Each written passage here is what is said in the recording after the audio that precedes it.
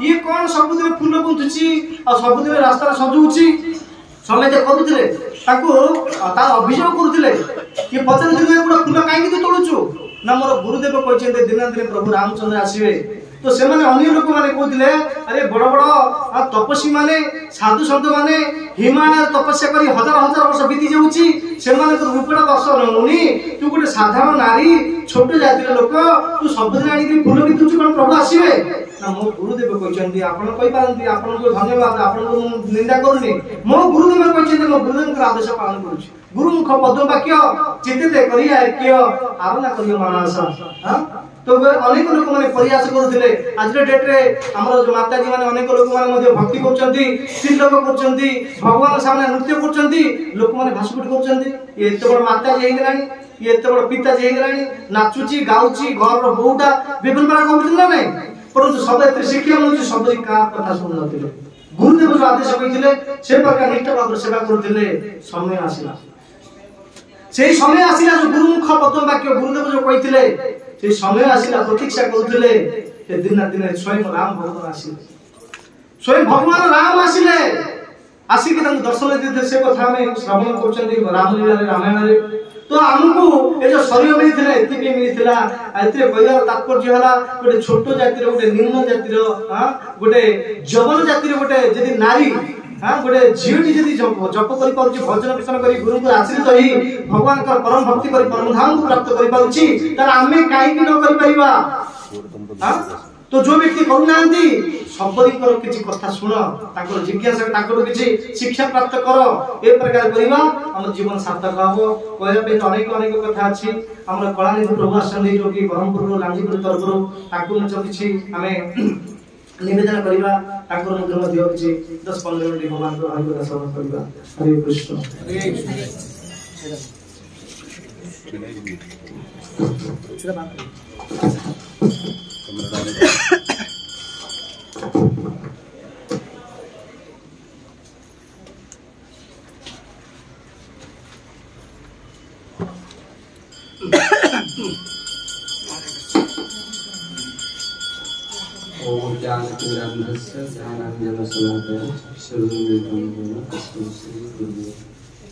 अनंतपुर वैष्णव वृंद की जय श्री प्रभुपाद की जय श्री गुरुदेव की जय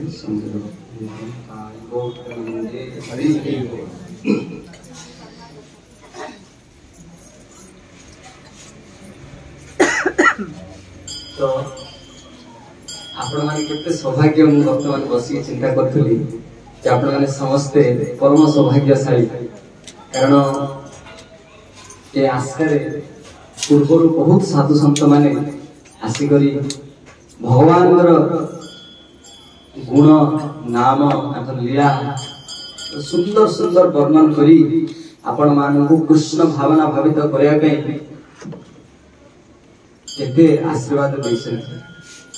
तो जो माने विशेषकर गृहस्थ हेले वरिष्ठ भक्त मैंने आम सामने बसचंदी हुए तो मुझे जानी विशेष भाव में किंतु एति तो मु मन करछि कि आपण माने सत्य परम भाग्यशाली कारण घरे मु गोटे तो प्रकृत रे कहया गले मो दृष्टि आपण माने किभली भाग्यवान मु आपण माने कहया चाहछि हमरो ईश्वर जी के प्रतिष्ठाता आचार्य के एसी भक्तिवेदांत स्वामी श्री प्रभुपाद तांकर गोटे लेटर से पठे चली आ से लेटर रे आस्कार नाश प्रभुपाद जते बेले तांकर गृहस्थ लाइफ रे फार्मासिस्ट थिले सेही समय रे तांकर इच्छा थिला ओडिसा रो आस्का भली जगह रे मोर गोटे कोन हो ब्रांच तो यही जो आस्का को प्रभुपाद मते चिनी चंदी जानि चंदी चिंता कर चंदी ताकर जड़े शुद्ध भक्तंकर चेतना भितरे ये आस्का भली जगह रे मध्य कृपा वर्षण करे पे इच्छा प्रकाश होइछि आ से गोटे से भौतिक और आध्यात्मिक हो आमे भाबिबा जे प्रभुपाद फार्मासिस्ट समय रे आस्का रे केंद्र खुले पे चाहथले तो आज से प्रभुपाद आशीर्वाद आम मैंने सब ये मार्ग में आसचे आर ग्रंथ तांकर शिक्षा तांकर अनुप्राणित क्रमे आम समस्ते एठी एक केंद्र भली समस्ते जड़ित होइकरी कृष्ण कथा आलोचना करछे तो हम परम सौभाग्यशाली नहु। हरे कृष्ण माताजी माने पछरे समय देखुचंदी दया प्रभु टिके ध्यान दियंतु यार कथा चलछि तमर साइड भी कथा चलछि सेमि देले किछि लाभ होबनी प्लीज प्रभु जी केते सुंदर हमको कथा सुनउचंदी हां केते सुंदर विशेष करी आजिर क्लास माताजी मानन पई थिला जे बसे कोन थिला जे सबरी मां किभली गुरु निष्ठा करिगिरी भगवान रामचंद्र को प्राप्त करले दर्शन करि पारले जदि आपण माने मध्य चाहिबे ताहले अति सरल भाव रे गुरुଙ୍କର सेवा करी वैष्णव मानकर आदेश पालन करी आपण माने मध्य जगन्नाथ कृष्ण रामचंद्रଙ୍କର कृपा लाभ करि पारे एति जदि आपण माने आज आसी शिखि कि न जाई पारले ताहले ए सब आडंबर कोथि में फूल सजेइबा डेक बॉक्स बजेइबा नाचिबा गाइबा कोन में सबरो मुख्य उद्देश्य होची आत्मा को पोषण देबा ये शरीर को पोषण देई देई देई देई आज हम एते बड़ देई रहले आउ केते दिन गला पर मर जा